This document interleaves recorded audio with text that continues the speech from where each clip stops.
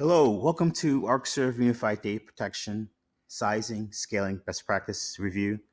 My name is Gary Sussman, and this portion will be discussing Arcserve Data Protection with Linux. Arcserve Unified Data Protection supports Windows, but also Linux operating systems. We can protect both physical and virtual Linux servers. We can protect virtual Linux servers agentlessly without any agents. But for physical machines, we need to think about deployment. And so this episode will talk about deployment of Linux on physical environments. With Arcserve Unified Data Protection, we have what's called a Linux backup server. This server is a Linux server that we deploy a Linux agent on.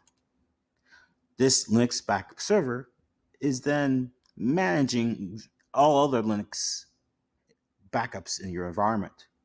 So one Linux server with an agent can protect agentlessly any other Linux server in that environment.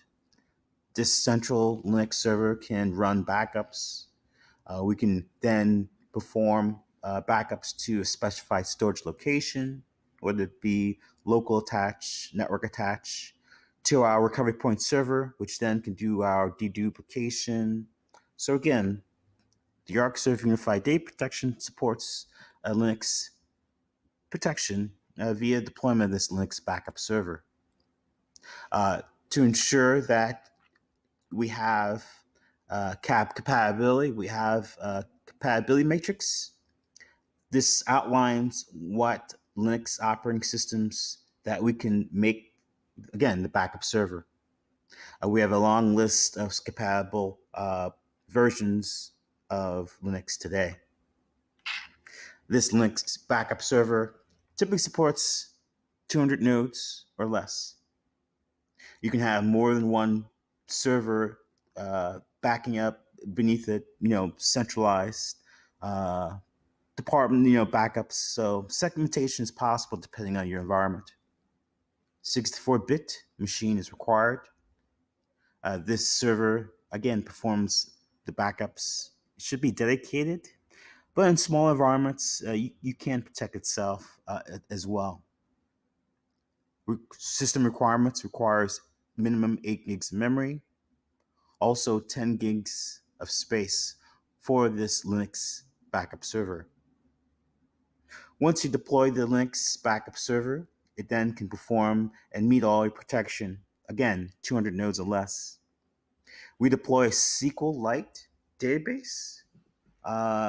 That's typically good, but we do have or can expand and upgrade to a Progress database if needed. The product allows you to do the migration. Just keep in mind you can't revert back to the old SQLite after the migration. Also, for best practice, you should not have more than 1,000 nodes per backup job. So SQLite, scales very well. It supports quite large, 140 terabytes. But again, for much larger environments, we do have Progress as an alternative. As far as resources to run the database, I should say the backup server, require 4 gigs of memory. The database does also grow in size, so keep that in mind.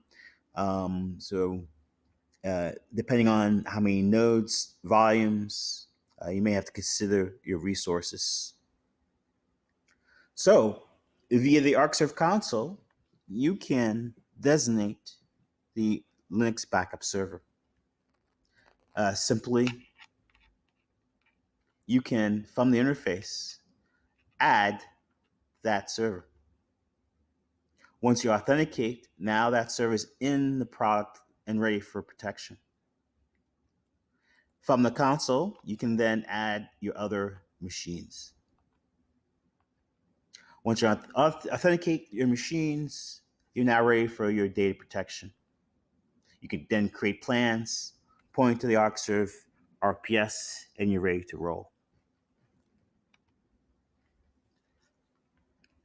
Again, the Arcserve backup server can support typically 1,000 nodes, But again, I would recommend some segmentation. As you can see here, I'm actually managing 600 nodes with the centralized server. My segmentation accounts for my environment, again, size, how frequent you're doing backups, your RPO. So in my environment, I managed to split three backup server managing 200. So keep in mind your environment. You want to share the load, split the loads. You may have the need to have more than one backup server serve as a data mover to manage your protection. Another example, lastly, is say we do have 200 nodes. That's one backup a day. Uh, let's say we account for 90 days of logs. So a server doesn't need to be that great. 4 cores, 8 gigs if you count for 20 megs per node. And again, the 4 gigs that it's minimum required. So you can see the environment doesn't need a powerful backup server. So that's it. Hopefully, this was informative. Lastly, before I leave, I want to make sure that you can see we do have resources for Linux. Make sure if you need more instructions on deployment of the solution to download and view the Linux user guide. Thank you for your time today. My name is Gary Sussman. Have a great day.